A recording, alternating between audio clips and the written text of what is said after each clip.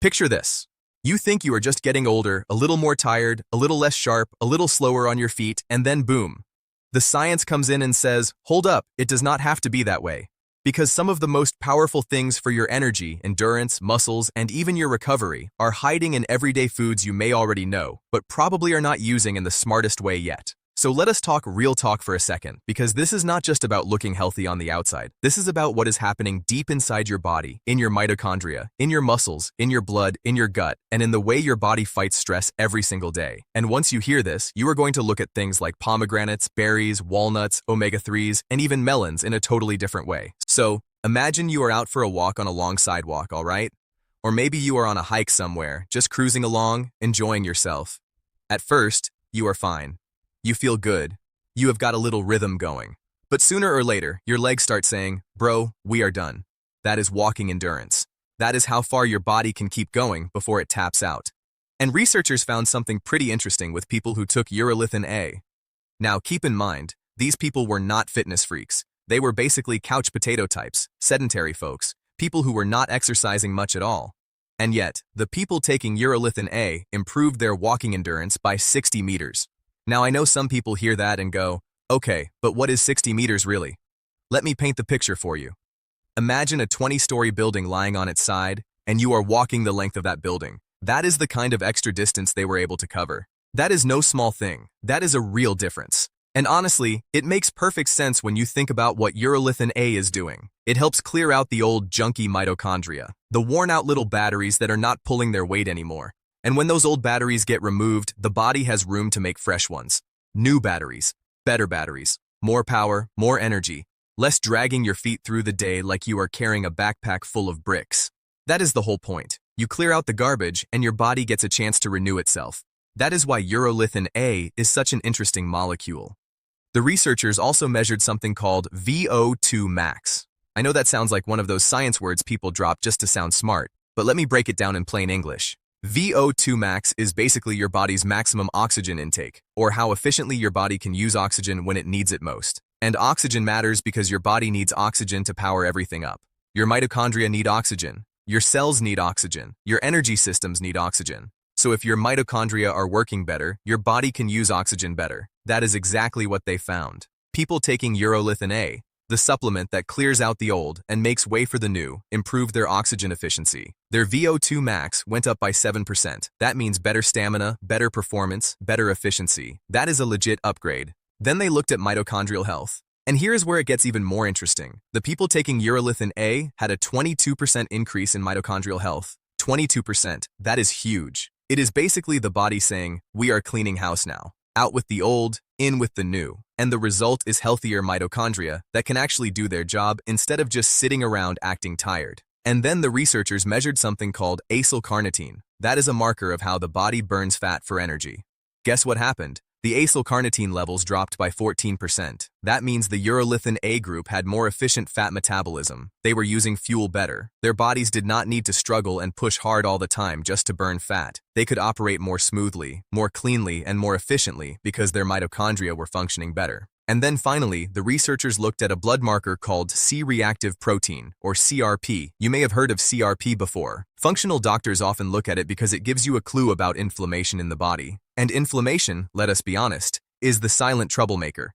It is one of those things that can make you feel tired, achy, sluggish, and off without screaming for attention. So what happened with CRP?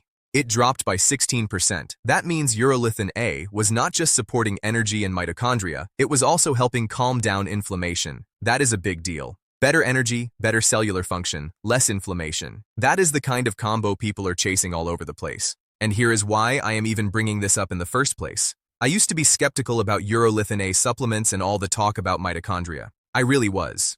But that is part of being a scientist. You do not just believe something because it sounds good or trendy. You start with an open mind. You look at the data. You stay curious. You let the evidence speak. And the evidence here is actually pretty convincing. Urolithin A improves measurable human markers that reflect healthier mitochondria and lower inflammation. So the science is not just vibes, it is real. Now, here is something important. Your body already makes Urolithin A on its own, but not directly from thin air. It makes it in your gut. That means your gut bacteria are part of the story. And how does your gut make it? Through food. Specifically, foods that contain natural bioactive compounds called elegitannins and ellagic acid. Those are the starting materials. That is the raw input.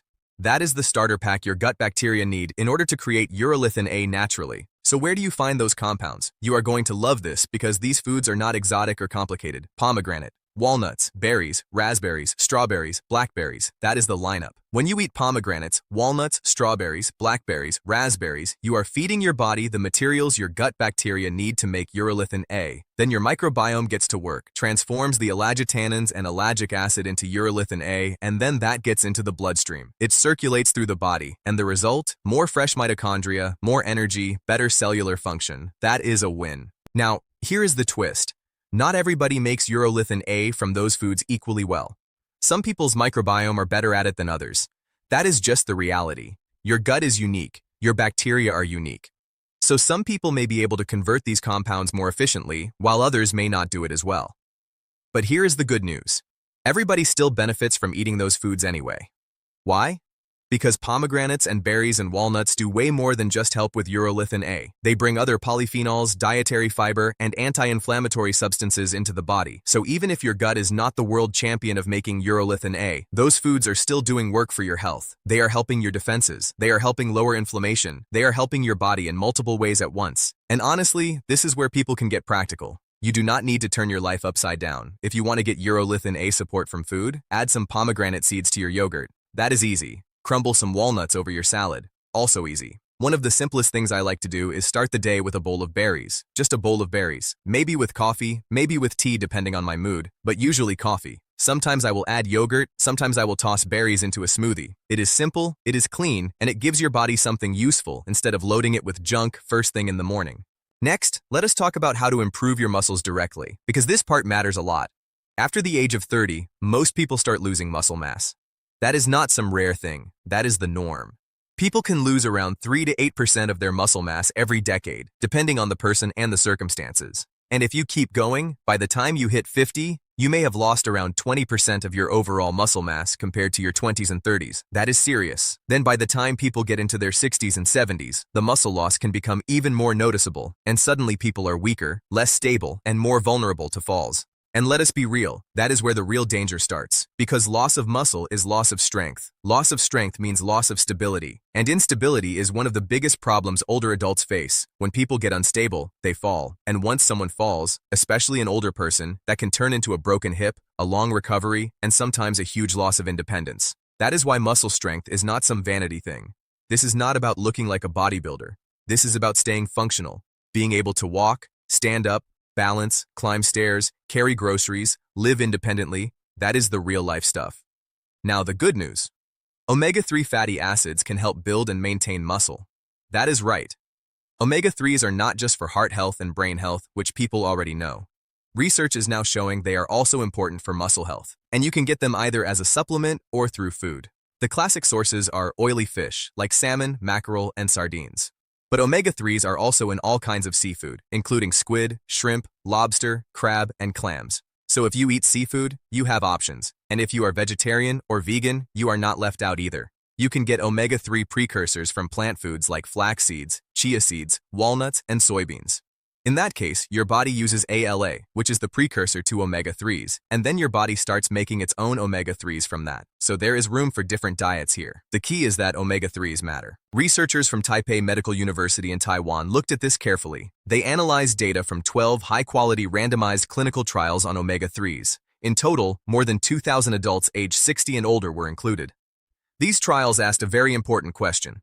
If people are eating omega-3s, also known as PUFAs, polyunsaturated fatty acids, is there a connection between how much omega-3 they consume and their muscle mass and muscle strength? And the answer was yes. The people who consumed the most omega-3s had a 2% increase in muscle mass, a 4% increase in hand grip strength, and a 5 to 6% better performance in the chair rise test. Now, let us pause on that for a second, because those numbers may sound small on paper. Some people will hear 2% and say, that does not sound like much. But that is the wrong way to look at it. Hand grip strength is not just about opening a stubborn jar of pickles. It is a real marker of overall functional strength. It predicts whether you can walk smoothly without falling, whether you can handle stairs without wobbling, and whether you can stay independent in daily life. A little bit of strength goes a long way when it comes to mobility, balance, and confidence. And the chair rise test? That is exactly what it sounds like. You sit in a chair, then stand up. Sounds easy, right?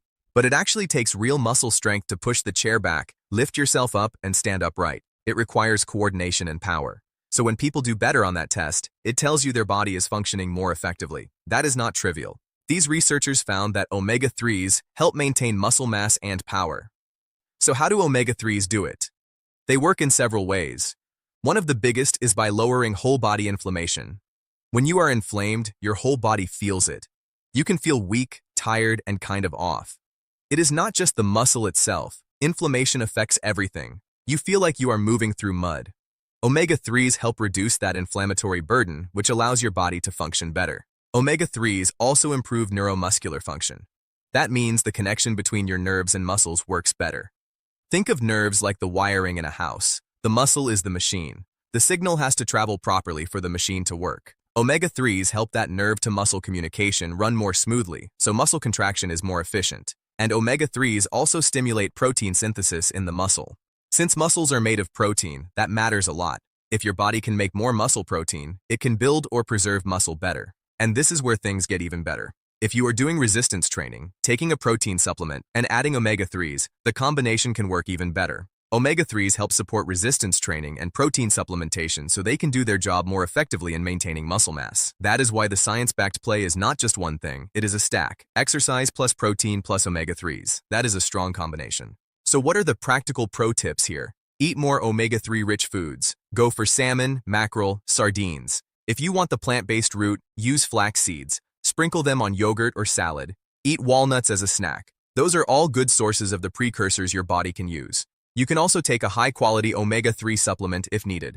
And when you do, make sure it is rich in EPA and DHA. Then combine that with exercise. Even a little strength training matters. You can use resistance bands. You can lift weights. Just make sure you learn the proper form so you do not hurt yourself. The goal is to build and protect muscle, not injure yourself trying to look heroic for 5 minutes. A lot of people are obsessed with protein right now, and fair enough, protein matters. But I am telling you, exercise and omega-3s are also critical. This is science-based. It is not hype. If you want to stay strong as you age, do not wait until your muscles are already gone to start caring. Be proactive, not reactive. Keep the muscle. Protect the muscle, because muscle health is one of the real keys to longevity and quality of life. That is what gives you freedom later in life. Anybody telling you that getting older automatically means becoming frail is not telling the full story. You do not have to fall apart just because you age. You can stay strong. You can stay active. You can keep your muscles in a more youthful shape so you can move confidently into your 70s, 80s, and beyond. And omega-3s are part of that equation. Now let us get into something that surprised even me. Melons. Yes, melons.